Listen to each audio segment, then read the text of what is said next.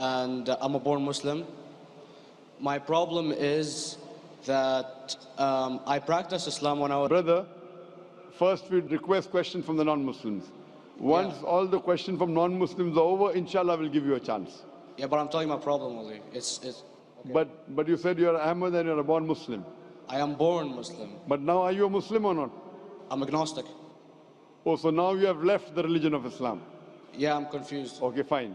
If you have left the religion of Islam, you can ask the question, brother. Okay. So my question is, how come I don't have the faith that you and the other Muslims have and some of my friends, even though I practiced Islam a lot and I even did Umrah, but I still do most of the sins that are forbidden in Islam, and I sometimes am lazy to do the prayer and the other subjects we have to do in Islam. I have read many books about other religions and conspiracy theories and documentaries and such. I even have seen your own videos on YouTube, and there are many questions that go around my head about Allah and the Messenger and Muslims in general. And basically the most important question is, you said in one of your debates or questions that Allah is the creator and He's uncreated.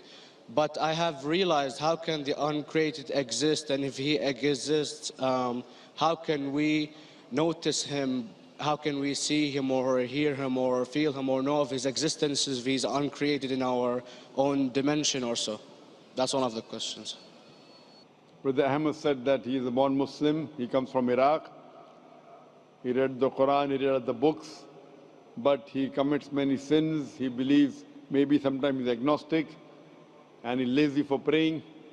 Brother, before I answer your main question, if you do sins and if you're lazy for praying, that does not make you a non-Muslim. As long as you believe that praying is fard, sometimes you miss, it's a sin. It's a major sin that you sometimes don't pray, but that doesn't make you a non-Muslim. If you say praying is not required, then you're doing kufr. But if sometimes you do sin, sometimes minor sin, sometimes major sin, it is haram, it's forbidden, but that does not throw you outside the fold of Islam. There are sometimes waswasa of the shaitan asking you, you're a Muslim, but this is wrong in Islam, this is wrong. And it does deviate the person's mind. At that time, maybe your iman may be low. But these things should not make you consider that you're non-Muslim. Regarding a question that I mentioned in my speech, and you're right, that Almighty God is the creator, but He Himself is uncreated. You ask the question, how can the uncreated, how can we see the uncreated, and how it's possible? Allah subhanahu wa ta'ala is Khaliq, is the creator. And by definition, He's uncreated. Because normally people say that when they try and prove in logic that everything has a creator, who created this table, the carpenter, from where he got, from the tree, who created the tree, so it goes back to Allah. So when many of the people try to convince an atheist, they try and say that everything has a creator, and then they get trapped when the atheist asked him who created Allah. So if you hear my tapes, I never go that way. I ask the atheist that how did you come to know about the universe? How did you come to know about the functioning of the stars, of the sun? And he says, and goes back, that the creator. So it's the vice versa. So if you know how to deal with logic, you don't trip over this problem with the atheist trap, the Muslims or the believers, by saying who created Allah. By definition, Allah is uncreated. And if you ask the question, who created Allah? If you have heard my tapes, I give the reply, that suppose a person comes and says that my brother John. Yeah, I know, I saw that, I heard that's funny, but I mean, how does he exist if he's uncreated? Not that is Allah. Yeah. That's the difference between you and Allah. How does he exist? Means he was existing. He doesn't have a beginning. You and I have a beginning, that's human being. So that is the difference between us and Allah. You can't say that Allah has to be like us. If Allah is like you and me, why should we worship Him? I see, but have you heard of the phenomenon, the Big Brother? used by various orders and political agendas to control the people and such by implementing it into multiple gods. And then later on, it became a monotheistic religions all over the world to make it easier for Big the Brother, people to... sorry, I've never heard of the religion Big Brother. It's not a religion. It's like a theory, an idea, basically. For What does it example, say? yes? What does this idea say? What does it say? Is that when you have a big brother, it's easier for you to live life. When you have someone watching you the whole time, understanding you the whole time, protecting you the whole time, being with you the whole time, and you can talk to him, although he never talks to you back, maybe in your dreams, do it to your mind and such, it's easier for you to live. While a human who does not have a big brother and is not easily controlled into doing so and is having complete freedom is a danger for the major ruling powers and such. What does this say? I don't understand. Big Brother may be there, Big Brother may not be there. What does it have to do with Islam and God? What does it have to do? Because basically Allah is watching you the whole time. So you want to say that Allah is like a big brother? Indeed, you use him for your protection so you won't be scared. You know what I mean? See, this is the hypothesis. Hypothesis. If you have heard, how do I convince an atheist? If you have heard my answer, that you said that you're agnostic, you're atheist. Yeah. So first thing I do to an atheist is I congratulate him. What? I congratulate him. Have you heard my answer of atheist?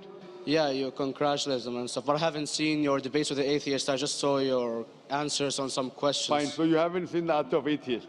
No, but I've seen your debate with David William Campbell. And David that's William Campbell is not an atheist. Yeah, yeah. Now, when an atheist tells me he does not believe in God like your theory of Big Brother, Yeah. and if you believe in that theory, I will ask you, first thing I do to the atheist, I congratulate him. You know why? Yeah, because they think and they don't follow what their parent does and such stuff like that. No. I congratulate him because he is not doing blind belief. The other people are doing blind belief. He is a Christian because father is a Christian. He is a Hindu because father is a Hindu. Most of the Muslims are Muslim because father is a Muslim. He is thinking. He says there is no God. He has said the first part of the Islamic Shahada, La ilaha. The reason I congratulate him is because he has said the first part of the Islamic Shahada, Islamic Creed, La ilaha. The only thing I have to do is illallah, which I shall do inshallah. So if you have heard my answer, an atheist becomes an atheist because he believes in science, he believes in logic. So I ask him that if an equipment is bought in front of him, which no one in the world has ever seen, and if the question is asked that who will be the first person who will be able to tell you the mechanism of this new equipment, what is the answer? Of course, he's going to tell you the producer or the maker of this equipment. Creator, producer, maker. So when we ask him questions that how did this universe come into existence, he will talk about the Big Bang. This what we're going to talk is already mentioned in the Quran 1400 years ago in Surah Anbiya chapter number 21 verse number 30. Avalam yaral lazina kafaru anna samawati wal arda kanat ratkum fataknahuma. Do not the unbelievers see that the heavens and the earth were joined together and we clove them asunder. This what you came to know 50 years back is mentioned in the Quran 1400 years ago. Who could have mentioned that?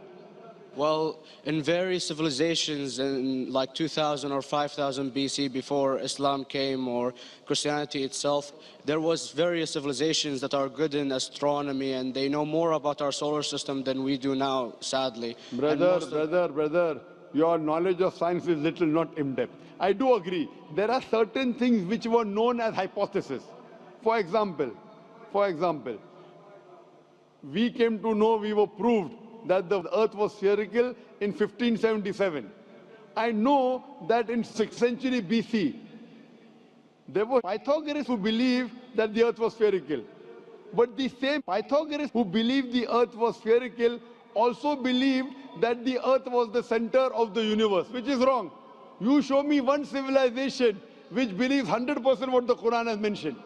I challenge you. What you say, so do you mean to say there was a person who said, okay, this civilization, out of 100 things, these 2 things are right. Out of 100 things, these 5 things are right. Out of this 100, and picked and chose. Who can do that? No one besides the Creator. Even if you know that there were 10 different civilizations, hundreds of civilizations, there is not a single civilization that you know in the past which knew 100% of science what we know today. So where is your logic? Where is your theory? I do know that certain things were hypotheses, which were proved later on. But there is not a single civilization which knows everything what is mentioned in the Quran. So the answer goes back to the original question, who could have collected this in the Quran? Someone 1400 years back, could he do and say, okay, out of these 100 things, these 3 are right, out of these 100 things, these 2 are right, out of this, it's not possible. Mathematically, it's not possible. Well, you never gave the idea of extraterrestrials or so. I mean, knowledge is power. And Brother, I'm asking you a simple question. We are not coming here to have a debate. yeah. I'm asking you a question. Point out a single civilization. You're asking something else. Yeah, We all are right. not here to discuss. You can come in the room and discuss. You ask a question, I'm giving you the answer. You gave about old civilization. I told you you're right. But out of 100 things, 98 they were wrong. So I'm asking you, who could have mentioned this in the Quran? You're talking something else now. Yeah, well, I'm asking a simple question, 2 plus 2 equal how much? You're saying, I'm telling you 3 multiplied by 3 is how much? I'm asking a name, you're telling that where do you live? I'm asking a simple question, name me a single civilization which has everything what was mentioned in the Quran. Do you know of any or not? Yes or no? Well, not everything, of course. Even not 10%. Why? Babylon knows of most of the planets and such. Planet is not the only thing mentioned in the Quran. There are 1,000 things mentioned in the Quran. To say what 1,000 things are mentioned in the Quran, 10% would be equal to 100 things. Did Babylonian civilization knew about 100 things mentioned in the Quran? No, because they You don't cannot. have the They IQ knew level of 5 or 6 things. In percentage wise, very small. So Of course. who can be the author of the Quran besides the creator to know what is right, what is wrong? Today science has established the hypothesis mentioned by Babylonian so many centuries back is today proven. So these were hypotheses in the past, which out of them many have been rejected, some have been accepted. So to collect all which is 100% correct has to be from the creator and no one else. Hope that answers the question.